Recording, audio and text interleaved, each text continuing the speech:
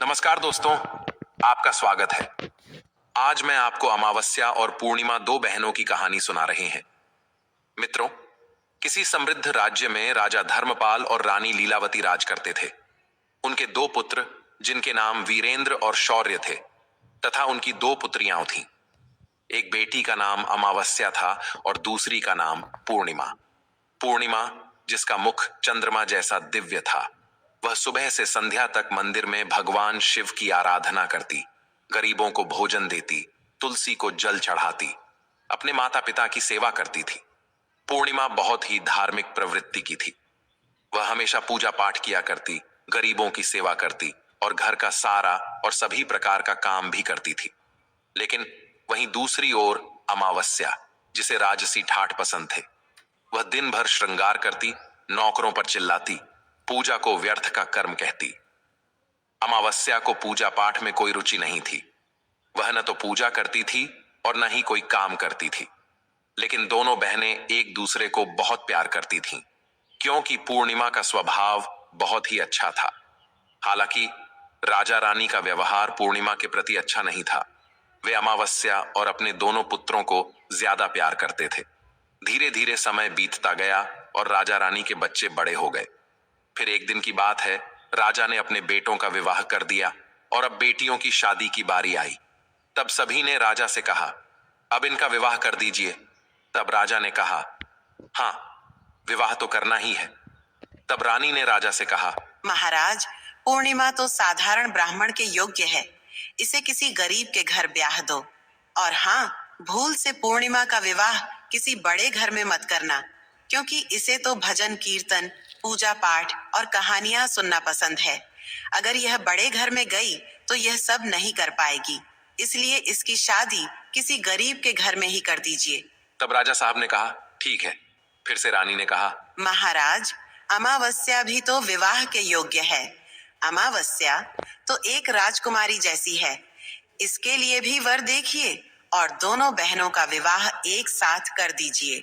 तब राजा ने पास के गांव के राजा के बेटे के साथ अमावस्या का विवाह कर दिया और उसी गांव के एक गरीब किसान के बेटे के साथ पूर्णिमा का विवाह कर दिया। जब राजा ने रानी को यह बताया तो वह बहुत खुश हुई। मित्रों, अब राजा और रानी ने बिना किसी विचार के अपनी ही बेटियों के बीच पक्षपात किया। रानी के कहने के अनुसार अमावस्या का विवाह धनवान राजकुमार से हुआ। उसे सोने चांदी की पालकी, नौकर चाकर दिए गए। वहीं दूसरी ओर बेचारी पूर्णिमा को एक किसान के घर भेज दिया गया। उसे केवल एक पुरानी साड़ी और बस एक तुलसी का पौधा दिया गया। तब रानी मन में सोचती हुई कहती हैं, अब देखते हैं कि पूर्णिमा गरीब किसान के घर कैसे रहती है। क्या वह वहां भी पूजा पाठ करती है? देखते हैं भगवान उसकी क्या और कैसे मदद करते हैं। अब उन दोनों की विदाई हो जाती है। अमावस्या और पूर्णिमा अपने अपने ससुराल में चली जाती है। अमावस्या तो अब किसी महारानी की तरह अपना जीवन सुखपूर्वक और ऐशों आराम के साथ गुजार रही थी। वहीं पूर्णिमा भी अपने भाग्य और भगवान के भरोसे पर खुशहाल जीवन व्यतीत कर रही थी। अमावस्या का पति, जो एक राजकुमार था, वह भी बड़ा घमंडी था, किंतु पूर्णिमा का पति शांत और सुशील स्वभाव का था। अब कुछ दिनों का समय इसी तरह से गुजर जाता है और फिर एक दिन की बात है, अमावस्या ने अपने घर पर शिव चालीसा का आयोजन किया और इस आयोजन में उसने गांव की सारी महिलाओं को आमंत्रित किया। सारी अड़ोस पड़ोस की औरतों को भी बुलाया, लेकिन अपनी बहन पूर्णिमा को उसने जानबूझकर नहीं बुलाया, क्योंकि उस गरीब बहन को अपने घर में बुलाना पसंद नहीं था। उसे बुलाना मतलब अपने सम्मान में कमी नजर आ रही थी। तब वहीं पूर्णिमा अपने दरवाजे पर बैठी थी तो गांव की औरतों ने कहा, अरे पूर्णिमा बहन, तुम्हारी बहन के घर शिव चालीसा का पाठ है, तुम नहीं जाओगी? तब पूर्णिमा ने कहा, नहीं, मैं नहीं जा रही, क्योंकि मेरी बहन ने मुझे नहीं बुलाया है। तब गांव की औरतों ने कहा, नहीं बुलाया तो क्या हुआ, पूजा पाठ है, तुम चलो हमारे साथ। वैसे भी वह तो तुम्हारी बहन है, उसने सोचा होगा कि बहन तो आ ही जाएगी, उसे निमंत्रण की क्या आवश्यकता है। तब गांव की औरतों की बात मानकर पूर्णिमा शिव चालीसा में चली गई। जब अमावस्या ने पूर्णिमा को देखा तो वह गुस्से से बोली, अरे, जब मैंने तुम्हें नहीं बुलाया तो तुम मेरे घर क्यों आ गई? अब जब आ ही गई हो तो चुपचाप एक जगह बैठी रहना। इधर उधर मत घूमना। तूने तो आज मेरी इज्जत ही मिट्टी मिला दी है। जरा देखो अपने आप को, कैसे वस्त्र पहने हैं तुमने। जाओ उधर कोने में बैठो। और फिर उसने पूर्णिमा की गरीबी का बहुत मजाक भी उड़ाया। पूर्णिमा की आंखों से आंसू बहने लगे और वह भगवान शिव से प्रार्थना करने लगी। हे भगवान, मुझ पर आप कब कृपा करेंगे? आखिर मेरा कसूर ही क्या है? पूजा पाठ करना, गरीबों की सेवा करना, काम करना, क्या यह गलत है? हे भगवान, अब मुझ पर कृपा करो। थोड़ी ही समय के बाद इस तरह वह भगवान से विनती करती रही। शिव चालीसा पूरी हो गई और अमावस्या ने सबको प्रसाद दिया, लेकिन पूर्णिमा को प्रसाद नहीं दिया। अब निराश मन के साथ पूर्णिमा वहां से बिना प्रसाद के ही वापस अपने घर की ओर चली गई। मित्रों, रास्ते में वह सोचने लगी कि घर पर बच्चे प्रसाद मांगेंगे तो मैं क्या कहूंगी। फिर उसके मन में विचार आया, क्यों न मैं अपने भाई भाभी से मिलने अपने मायके चली जाऊं। फिर वह चलते चलते अपने मायके की तरफ बढ़ने लगी। तभी उसे एक तुलसी का पेड़ दिखा। वहां एक चबूतरा बना था जिस पर एक बूढ़ी माँ बैठी थी। उन बूढ़ी माँ ने पूर्णिमा से पूछा, बेटी, तुम कौन हो और कहाँ जा रही हो? क्या तुम मेरी एक मदद कर सकती हो? तब पूर्णिमा ने अपना परिचय दिया। फिर बूढ़ी माँ ने कहा, बेटी, देखो, मेरा तुलसी का पौधा सूख रहा है। इसमें थोड़ा जल डाल दो और चबूतरे की सफाई कर दो तो थोड़ी ठंडक मिलेगी। अब पूर्णिमा ने तुलसी को जल डाला और बूढ़ी माँ को भी स्नान कराया। उसने उनके चरण दबाए। फिर पूर्णिमा ने पूछा, माँ जी, और कोई काम है क्या?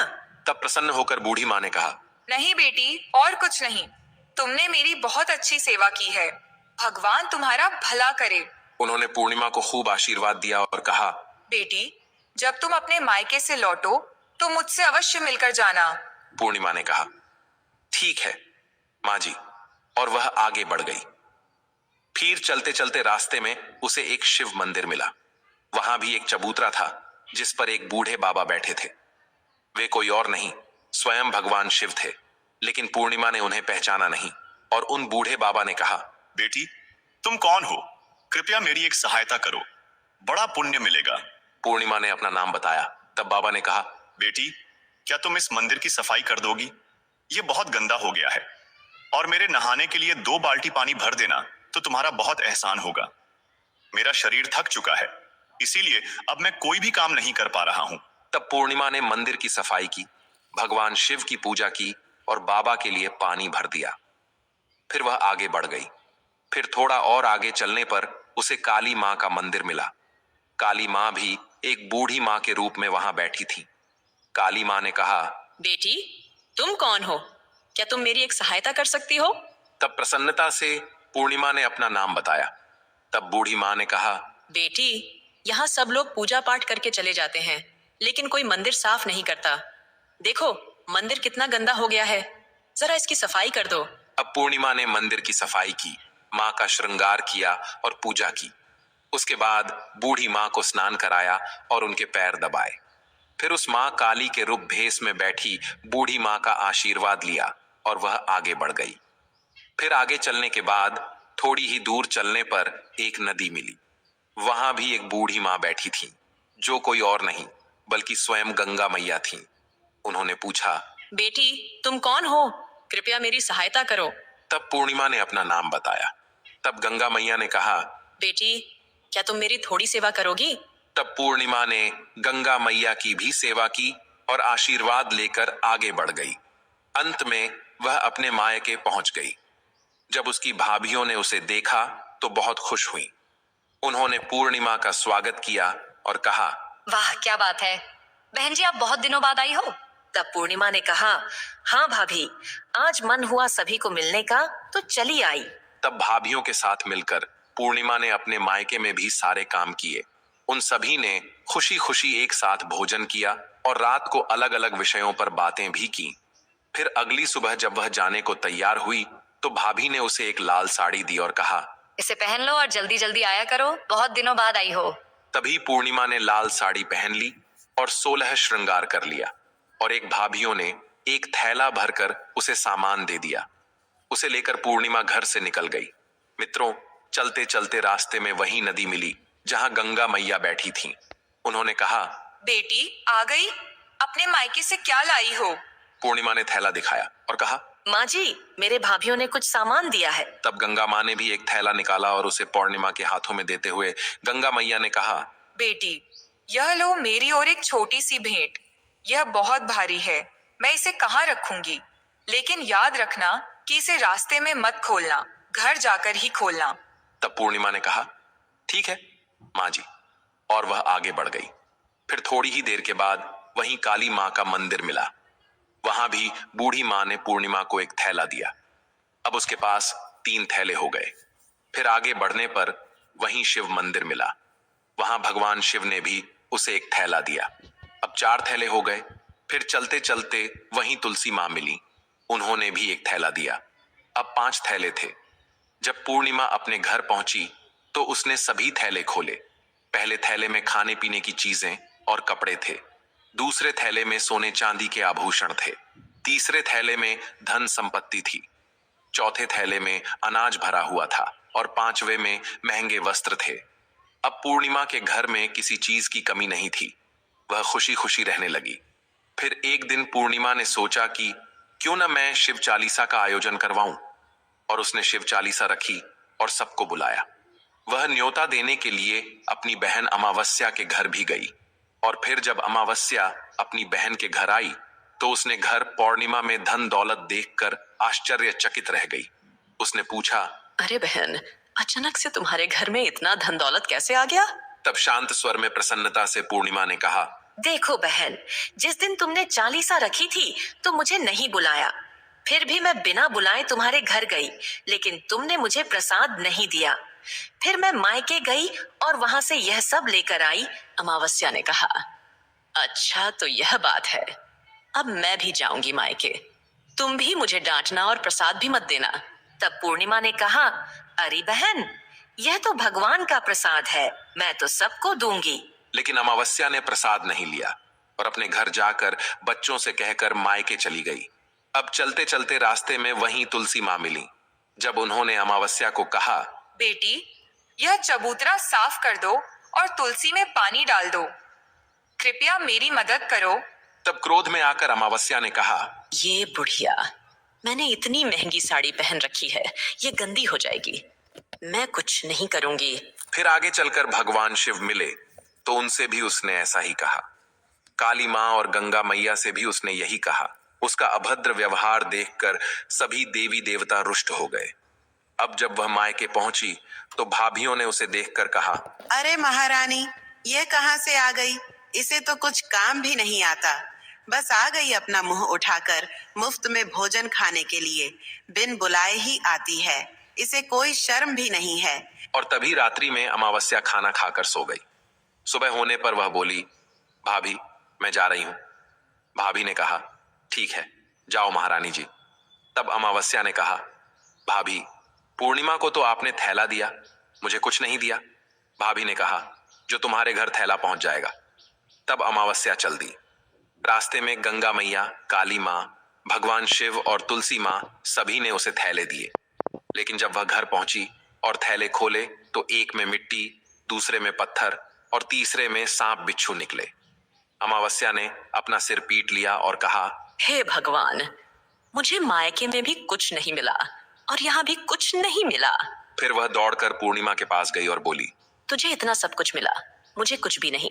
तब पूर्णिमा ने कहा, मैं मायके जाती हूँ तो भाभियों का काम करती हूँ।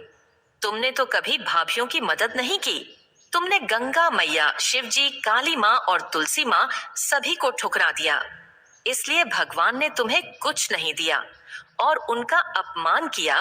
तब अमावस्या ने कहा, बहन, मुझे माफ कर दो, मैंने सदा ही तुम पर अत्याचार किया, अब मैं भी भक्ति करूंगी। तब पूर्णिमा ने कहा, बहन, 3 सूत्र याद रखना, सदैव दूसरों पर दया करना, हमेशा और प्रतिदिन चालीसा पढ़ना।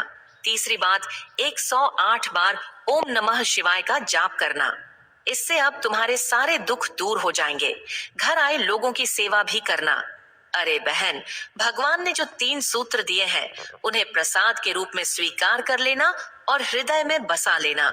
मैंने सच्चे मन से भगवान की पूजा की, सबकी मदद की, इसलिए मुझे सब कुछ मिला।